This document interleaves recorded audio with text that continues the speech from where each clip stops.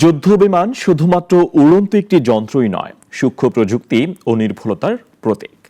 যে কোনো বিমানেই ছোট ত্রুটি কিংবা সামান্য অসামঞ্জস্য কখনো বড় বিপর্যয়ের কারণ হয়ে দাঁড়াতে পারে। F7 BGI চীনে তৈরি একটি যুদ্ধবিমান, মূলত F7 সিরিজের একটি উন্নত সংস্করণ। এটি চীনে চেংদু J7 নামেও পরিচিত। বিমানটির নানান দিক জানাচ্ছেন শাশ্বতী সরকার।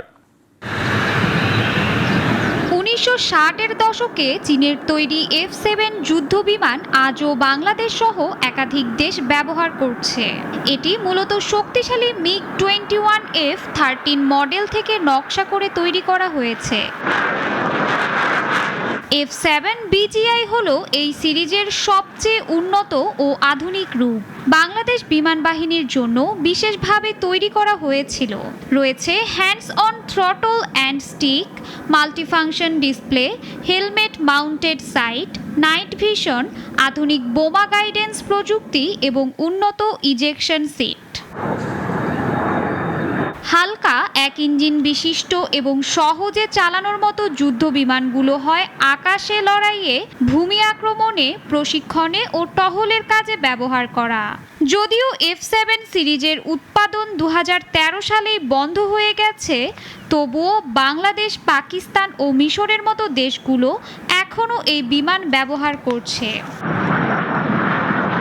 যুদ্ধবিমান শব্দটি শুধু আকাশে ওড়ার সক্ষমতা নয়, এটি নিখুঁত, নির্ভুল আর সূক্ষ্ম প্রযুক্তির প্রতিচ্ছবি। তবে যে যুদ্ধবিমানকে গ্র্যান্ডপা ফাইটার জেট বা দাদু যুদ্ধবিমান নামে ডাকা হয়, তার বর্তমান কারিগরি সক্ষমতা পড়েছে প্রশ্নের মুখে। কারণ চীনা F7 যুদ্ধবিমান বাংলাদেশে তৃতীয়বারের মতো বিধ্বস্ত হয়েছে। জানা যায়, সম্প্রতি ভারতের সাথে যুদ্ধেও পাকিস্তান F10 সিরিজের যুদ্ধবিমান ব্যবহার করেই রাফাল ধ্বংস করেছিল। তার ঠিক আগের ভার্সনটি F7 BGI। দুই যুদ্ধবিমানের সক্ষমতা কাছাকাছি, আর F7 BGI এর দাম কিছুটা কম। তবুও প্রশ্ন থেকেই যায়, প্রযুক্তি যতই আপগ্রেড হোক, প্ল্যাটফর্ম তো সেই পুরনোই।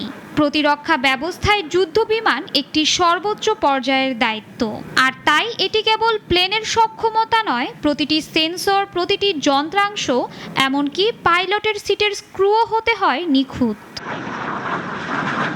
কারণ যুদ্ধবিমান খুবই সিরিয়াস একটি বিষয়। এখানে যে কোনো ক্ষুদ্রাতি ক্ষুদ্র অসামঞ্জস্য বা ত্রুটি থেকেও ঘটতে পারে ভয়াবহ দুর্ঘটনা। তাই প্রমাণ ছাড়া যুদ্ধবিমান, বিমানের যন্ত্রাংশ কিংবা পাইলটের দক্ষতা যে কোনোকে এককভাবে দোষারোপ করা ঠিক নয়।